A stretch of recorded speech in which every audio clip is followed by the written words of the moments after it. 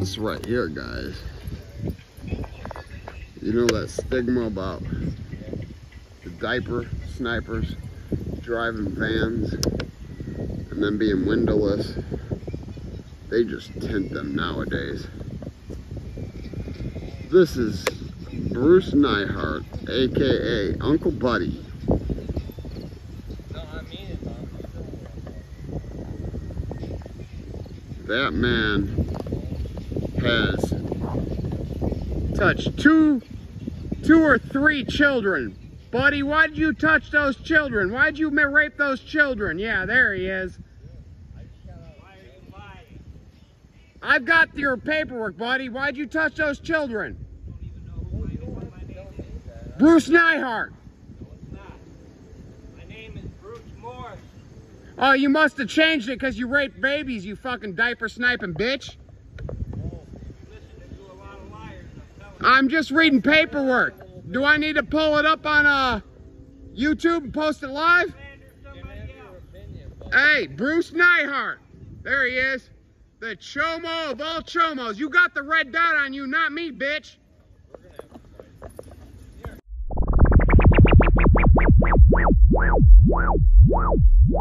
Nate G219 to help it back and better. Y'all know what it is. Another one coming at y'all first. Hit that like, hit that subscribe, hit that channel if you want to help. Today is August 16th, 2024. It's about 5:15 in the morning, trying to get one to you right before work. So today I'm going to be talking about my buddy Ariel again, Ronald Sanford. Ronald was the one at 13 had been a part of a crime that involved the unaliving of two elderly women. And he had a co-defendant named Sean Rowe.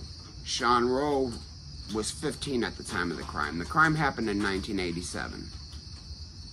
Well, in 1989, Ronald Sanford was sentenced to 170 years. At the age of 15 years old, he was sentenced to 170 years. So, with the 50% day-for-day good time law, that meant his earliest possible release date was after serving 85 years. You do the math. That equals 100 years old was his earliest possible release date. So, after many, many years, a couple decades of fighting to get back into court to be resentenced, last year he was resentenced. Unfortunately, he was resentenced to his out date becoming July 25th of 2024. So that week, July 25th, Ronald Sanford, Ariel, my buddy, was released from Indiana State Prison. So that was his out date. Unfortunately, he's not home.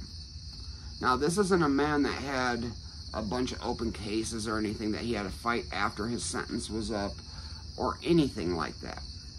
He is simply incarcerated still because he was denied community transition program placement. He was denied placement into a halfway house. After he had been resentenced, his release date was last month, should have been home. And I believe it's illegal to keep somebody past their out date. Regardless of when the out date had been, his out date was July 25th of 2024. 2024. So he should be sitting at home on probation right now, but he's not. I'm not 100% sure where the man's housed. I'm trying to find out. But Indiana, man, they're great at keeping a seal on that. They just don't let anybody know what's happening. And unless you know how to decipher the casework on the program, it's mycase.com or mycase.in.gov. That would be Indiana's way. You type in the name and check the box of your selection, what you're searching for, which in this case is criminal, and it shows that he was resentenced, and he was sentenced to a total of 78 years, and that meant he has to serve half of that. So with his time cuts and everything, his out date became July, and unfortunately he's still incarcerated. I don't understand, and if anybody out there can give me some answers, please give me some answers about that, because,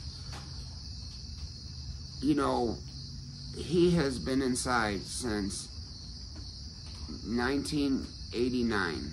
I actually believe he got first locked up in 1988, but remember, he was sentenced to 170 years. Sean Rowe was sentenced to like 5 years, but served just over 2. And that's because the older of the two said that the 13-year-old did everything. He killed, unalived these women all on his own. You know, I've never been told the story by Ariel. I'm just going off of life experiences and my opinion. When a 13 and a 15-year-old are running together, 99% of the time, that 15-year-old is the bigger culprit. And the 13-year-old likely following the 15-year-old, they committed these crimes together. Were they heinous? Of course. And in Ariel's words, it's unforgivable. But Ariel grew up in prison. Being incarcerated at the age of 14, 15 years old until eternity, I mean, he was never going to see the light of day again.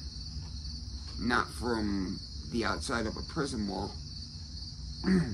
He was always going to be looking up at a 40-foot wall no matter where he went. But he's not going to anymore. But still, he should have already been home. But I just wanted to bring some light to that case because, yeah, my boy Ariel's still incarcerated, and man, free Ariel, please. And for some odd reason, Ariel, you get out, and I haven't found out, please, if you see this, message me, man. I just want to personally thank you. But on to the next one. Okay, you guys know myself, along with many other YouTubers. Hold on, time out. Time in. Along with many other YouTubers, most men, real men, we do not like the kitty fiddlers. We do not like men that have forced themselves upon a young child of any gender whatsoever. Now, we all know that there are women or girls that are, you know, 14 or 15 years old that could possibly trick you. And I'm not talking about those cases because I'm just not gonna talk about those cases. But when it comes to children, you know, any age under 14, when you're an adult, I think is a no-no everywhere in the country. But when they're 2 and 3 years old, that's another situation. Now, this diaper sniper that lives in the vicinity of me, Bruce Nyhart, I've done a story or two about him, and every time I see the chump, I'm recording. This is what the pedo looks like. So last night I'd seen him, and I start recording, and I said, "Hey buddy, why did you do that to these children?" And I'm gonna add a little snippet. It's gonna be a 1.5-minute long video. "Why did you touch those children, buddy?" I asked him. I didn't do it. This is slander. I assure you guys, there's no slander. There's no lies. He lives under that red dot. And I've got a problem with that. I just, every time I see him, I want to throw up on myself just because he did what he did. There was either 2 or 3 children, and they were 2 and 3 years old, babysitting for girls. And now, last night, as I'm putting him on blast, there is a guy that lives with him, a roommate, but the roommate, alright, so the guy lives with his niece. His niece allows this punk to live there, but his niece, I mean, she's a year or 2 younger than me and has drank herself into oblivion. Unfortunately, her father had passed a month or 2 ago, but that means because he was the owner of the house, he didn't live there, he gave her the house. But since he passed, I've heard rumors that the stepmother may be selling the house, and gosh, do I hope that's the situation.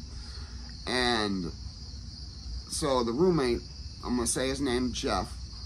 I grew up with Jeff. Jeff was one of my best friends growing up.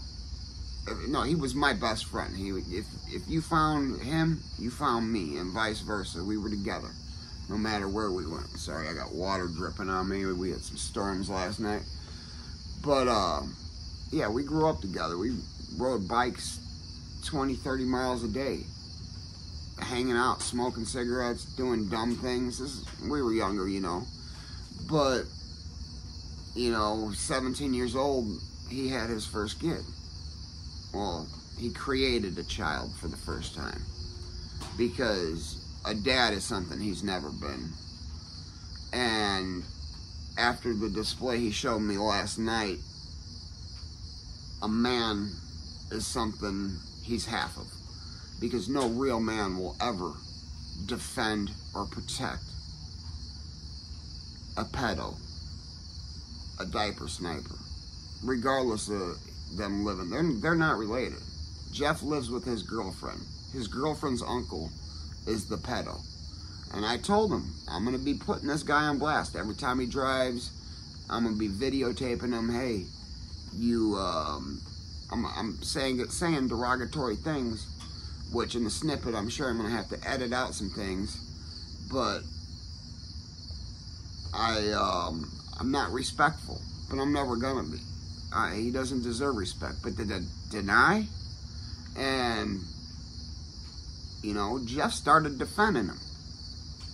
Anybody that defends somebody that has permanently, mentally harmed a child, physically, whatever way, shape, or form, anybody that defends that man, that person, makes questions get raised in my head. And that's 100% fact. That makes me curious. Where do you stand as a man? What if this was one of your daughters? Well, I can't really ask him that because he's just a sperm donor. He's never raised a child. He's got kids. He's never raised them. One of them I taught how to walk. One of them made a comment on my post on Facebook last night due to the situation, saying that he's never been a dad. His own sister, I mean, he's not a person that's respected very much by anybody.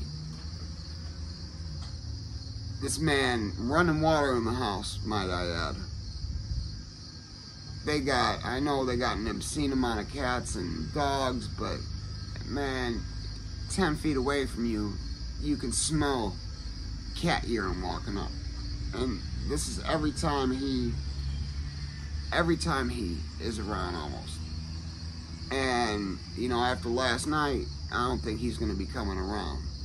I mean, after he sees this, he might threaten to come around, but he still ain't on nothing.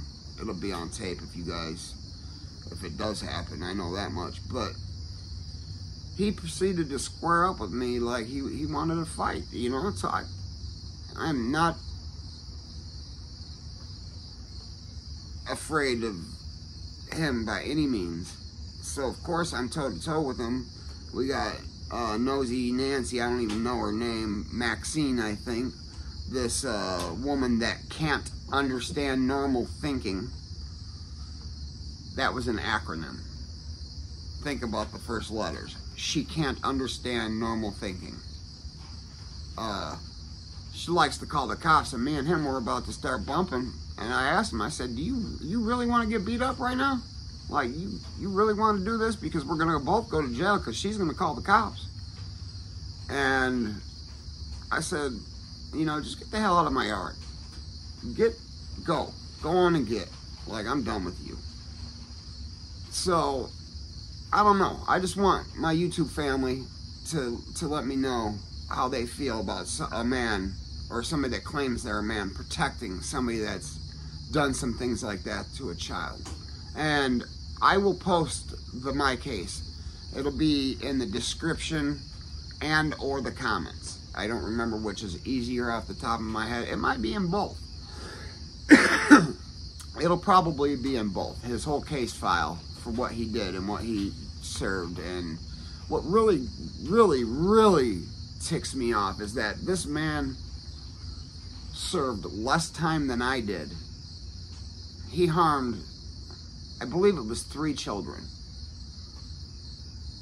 Physically, mentally, emotionally, damaging them for the rest of their entire lives. And a comment on my Facebook, a woman I know knows a victim or 2 of his, said that they're still traumatized by it. And how could you not be? I don't care if it was 20, 30 years ago. You know, when you scar a child, when they're a child, they're scarred for life. But yeah, tell me what you think about somebody like that. Are they a man? Are they a pedo too? Would you let that person watch your child? Just let me know. And also, man, let me know about Ariel. Like, anybody knows anything about Ariel? Where he's at, maybe? I'm on the search. I'm assuming he's in Marion County's, one of Marion County's holding facilities.